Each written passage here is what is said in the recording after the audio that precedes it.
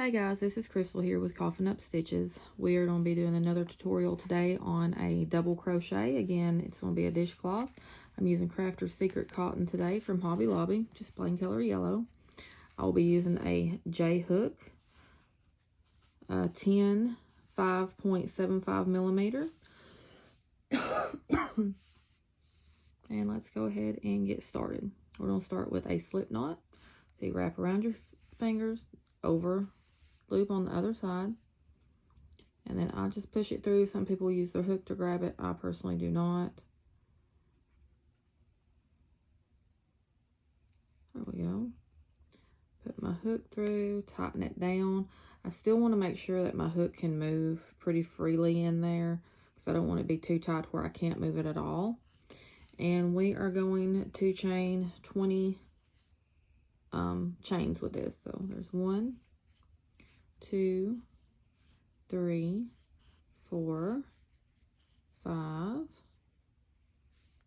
6, 7, 8, 9, 10, 11, 12, 13, 14, 15, 16, 17, 18, 19, 20. Let me just get some of this cotton pulled out here so I'm not having to tug on it.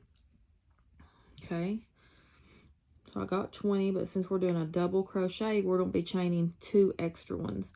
Now, sometimes people, you know, they don't really know, okay, well, if I'm chaining 2 extra, where do I put it at? Sorry, I just noticed it's a little twisted. I had to pull that out. So they're kind of like, well, where do I put my stitch when I put it back in there? So what I like to do is when I get to my end chain, I'll put my finger right here, because then that way I know that's the chain I'm going to be going into to do my first stitch. So we want 2 turning chains at the end of this for a double crochet. So we go 1, 2, okay? So for a double, so we've got 2 chains right there, but for a double crochet, for a single, you just go straight in there. Well, we're not doing a single, we're doing a double. So you want to wrap it 1 time and then go into that stitch. And you're going to have, pull your yarn through. You're going to have 3 loops on your hook. So you're going to wrap, pull through 2, wrap, and pull through 2. That's a double crochet. Let's do it again. We're going to wrap our yarn, go through this, the very next stitch after the first one, go into the very next one. Okay.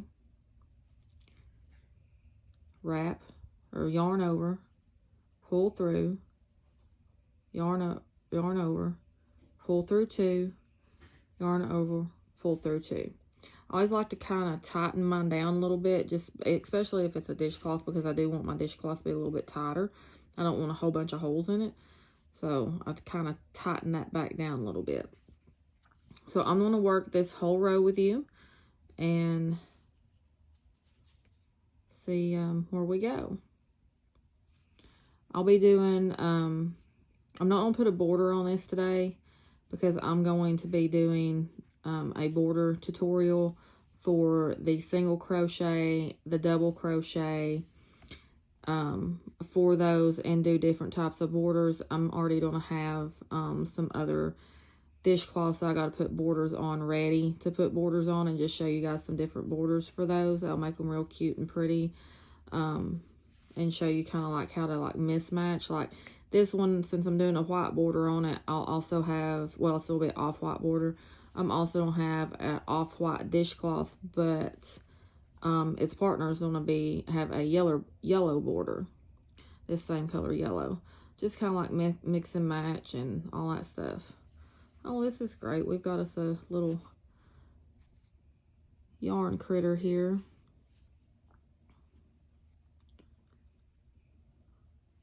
There we go. Little yarn spider. How to get that out of there. I'll be doing a tutorial on those to let you guys kind of, and you can put them borders on anything. You can put them on blankets. You can put them on handbags. You know, if you know how to make handbags, you could put them on hats around the brim of them. I mean, really, there's just a whole bunch of different things you can do. The one thing I do not put on dishcloths is tassels. Tassels, they come out pretty easy anyway. That's I mean, a dishcloth is something you're going to be washing a lot. That's why I like using cotton for it, because cotton you can use for heat, for a lot of heat. You can throw it in the washer and wash it. You can get it wet and it doesn't matter. So that's why I like using cotton for it, because it's very durable, especially if you come to, and, you know, you could use these washcloths to set a hot dish on your table, you know, for Christmas or whatever. You do Christmas colors, and you could use it to set hot dishes on and things, and it will be able to withstand that. So that's why I like using cotton. If you have drinks or you know, kids that like eating those frozen popsicles that melt everywhere. I'm sure you remember them when you was a kid. I used to love those things, and don't tell nobody, but I steal my son sometimes when he's not looking. But you can wrap these little dishcloths around them, and they'll still be fine, because it's not going to shrink or stretch. It actually holds up pretty true to its size. Okay, so we're at the end of our first row here. So what you're going to do after you go into that last stitch, now remember, that last stitch that you're going to go in is the one right next to your knot. So don't think that you don't go into this. A lot of times people will tie it pretty tight, but you're going to go into that stitch right there at your knot.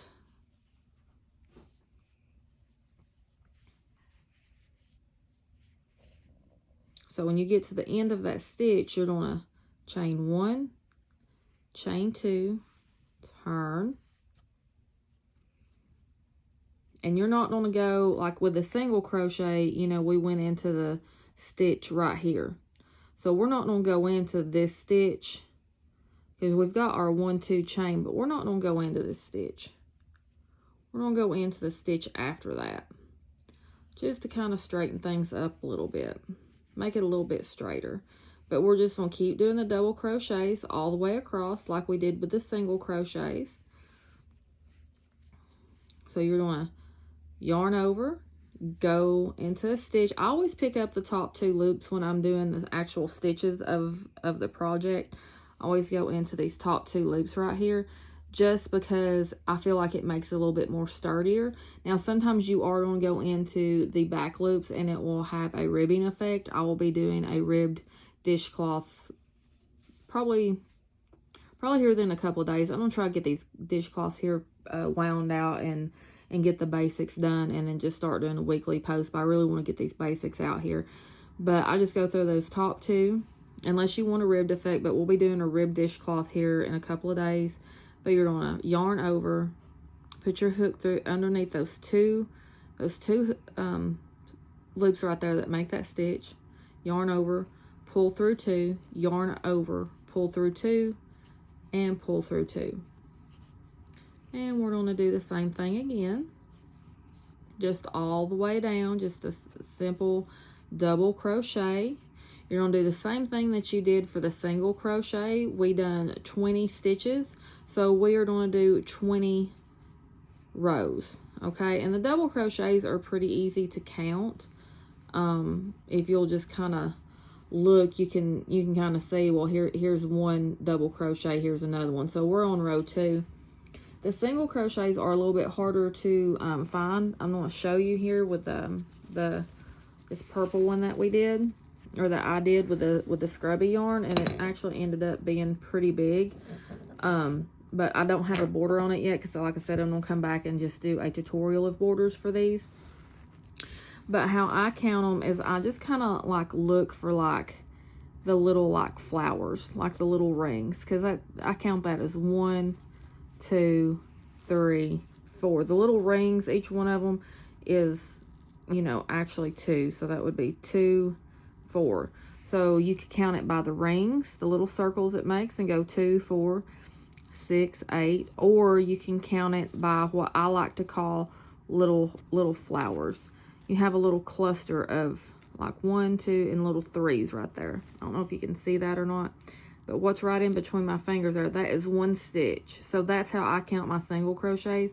Or I'll count like this little circle, and that makes 2. So you can either count those 2, 4, 6, or you can count these little these 3 little knots right there, because that'd be 1, and then you go up here 2, go up here 3. You can count them that way as well. Normally for single crochet, just because it is so hard to count, I'll just keep like a little stitch counter beside me or a little piece of paper and notch every time I go to a row. These are normally pretty quick. They maybe take an hour or so, depending on if you really pay attention to what you're doing. But that is my best advice really with single crochet. It's just to keep your little stitch counter there, because they are harder to count. Also, depending on what kind of yarn you use, it can make it harder to count. So just keep a stitch marker next to you is my advice. But since we're not going to be fastening off, because I'm going to be coming back and doing a border tutorial on these, I'm actually just going to let you guys go after we turn this next corner together. And you will be doing, if you're doing like me and you've done 20 stitches across, don't forget to put 2 extra ones on there, because we are doing a double crochet. Then you will do 20 plus 2 and then turn, and then you will do 20 rows to make it a perfect square.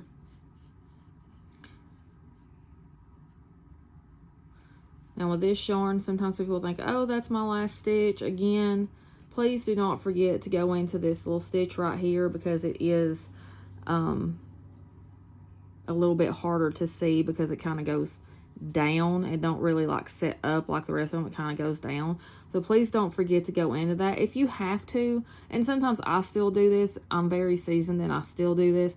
I will still go back, and while I'm doing this, I will count my stitches. Sometimes I will go back and start counting them, especially if I feel like I might be like 1 stitch off, or maybe I dropped a stitch somewhere. I'll count them, and then I'll go back and see if I can find it. If I don't have to frog it too much, then I will go back and frog it. But if not, then sometimes I'll maybe add an extra stitch in there, or take a stitch out, you know, to combine 2. We'll get into that later. But after you do that last stitch, you're doing a chain 2. Like I said, we're not going into this stitch right here. I'm going into this one. I'm going into the second one. Let's see. But this is just a simple double crochet in every stitch across. And you can kind of see how it's supposed to look. This is very yellow on the camera. It's actually more of a pale yellow in person. So if you go to look for this and you're thinking you're going to get like electric yellow like it shows on the camera, it's not electric yellow in person. It's actually very pale. It just looks very bright against this white background I have here, but I feel like it shows better on some things than my black table that I have underneath. But you're just going to do a double crochet all the way across.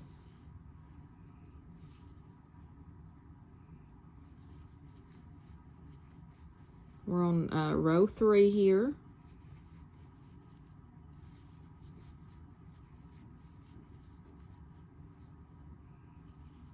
I'm going to try to get those borders out to you guys here by the end of the week.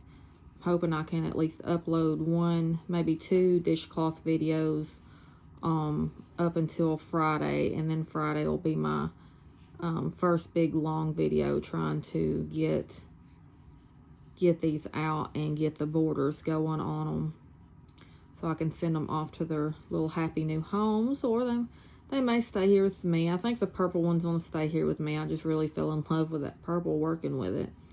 It seems like it's gonna be like a really good like pot scrubber, because it's a very, very stiff yarn even after crocheting it up and working with it and things. So there we go. So this is the double crochet.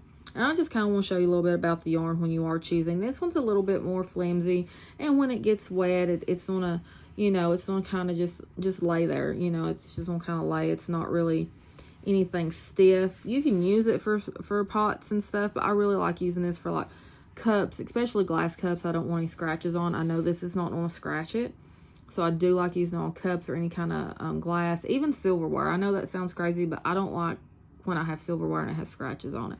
It just looks dirty to me. So with this one, you can see that this is not very movable. I mean, I can roll it up and it will stay pretty much rolled up. You take this and roll it up and it just comes right unrolled. This one, it's just kind of like want to stay there. So I think this one's gonna be better for pots, but it also has like that little silver stuff in there that makes it really scrubby and really tough. So this one will be more for like my pots and pans and things. And then like the softer yarn, I like using on glass or plates or forks or things like that. This will definitely scratch cups. It will scratch your silverware. It will scratch your plates. I definitely would not use this with any cups or anything if you want a clear cup. If you're like me and you want your cup to be clear. If I have a glass that's clear, I want it to be clear. I don't want any scratches on it. Kind of OCD in that way. But yeah, this will definitely be for pots. So it's going to be definitely good for scrubbing pots. I mean, you could even like go and possibly make like a, you know, wrap it up, close it up, and make like a little mitten out of it if you wanted to scrub your pots and stuff to kind of protect your hands if you got a lot of grease or something in there a little bit. Or just to go and if you want to use it to scrub, you know, your sink or clean your bathroom or whatever, go around and like really get in there. I think this would be good to really scrub around. Like I know some, I used to clean for a living, and some of the tubs and stuff will have a lot of stuff around the rim. So this is good to get those up with. I've actually used this type of yarn before to get that up with, but this will be for pots. Yeah, this will be for pots. Sorry for rambling there. I get to rambling and talking about things that don't really count, so you'll have to forgive me. I'm trying to get better about that. And if y'all would prefer just like to watch me crochet instead of me talking when I'm doing these tutorials like this, then, you know, just go ahead and let me know in the comments down below. I mean, I can figure out how to just put the directions up in text.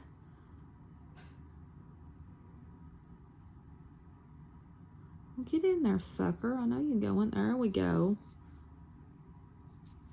Sometimes it don't want to listen. It has a mind of its own. At the end again, you just chain 2. Go into this second stitch right here. Don't go into the first one when you're not really skipping that, but you're just kind of giving yourself that wiggle room because you have those 2 chains. And then you're just going to keep double crocheting again, wrap. Go through the loop, go through the stitch, yarn over, pull up another loop, yarn over, go through 2 loops, yarn over, go through 2 more, and that's just a simple double crochet. I will be doing a half double crochet with black yarn, and probably be doing a red border on that one just to kind of give a little bit more spice, I guess, a little bit more brightness. And then I'll also be doing, you know, with that one, I'm going to actually be doing a red dishcloth with a black border as well. And I want to show you both borders just so you can see. Black yarn is very hard to work with, so I probably will not be filming it as much on the camera as I'd like to, just because at this moment I am using my phone and it doesn't get great video quality. I'm still trying to learn this phone. They said that this would be the better phone. I was wanting 13 and they told me no, to get the 12 it'd be a better phone. It's easier to work. It'd be great for what you're wanting to use it for. And I'm just sitting here kind of thinking I don't think it's that great because I can't figure out some things on it that they said I'd be able to do. So I guess I'll be going back to the camera. If you guys have any suggestions on what cameras are better for this type of YouTube channel, please let me know. I'm open to suggestions. Just keep in mind that I am a single mom of a 13-year-old boy that is growing like a weed. So I have to make sure that it's not very expensive. I really don't want to spend over, you know, $200-300, especially right now here in the heat of the summer here in Alabama. I don't have a water bill out my wazoo trying to fill up the pool and stuff anyway. But yeah, just keep going until you get to 20 rows. Do not fasten off unless you don't want to put a border on it. If you don't, then just wait until I show how to fasten off on one of these with the border, and I'll show you how to fasten off. But I like putting borders on mine. It just gives it kind of a little finished look to it. I also normally put like a little loop on one of the corners so you can like hang it up in your kitchen if you really just want to use it for decoration, or just, you know, a way to hang it up when you're not using it. So if you want to wait on that, on the borders, that's great. If not, then I will show you how to fasten off in my next video when I do the borders. And I will see you later, and just remember, it's never too late to create, and you guys have a wonderful day.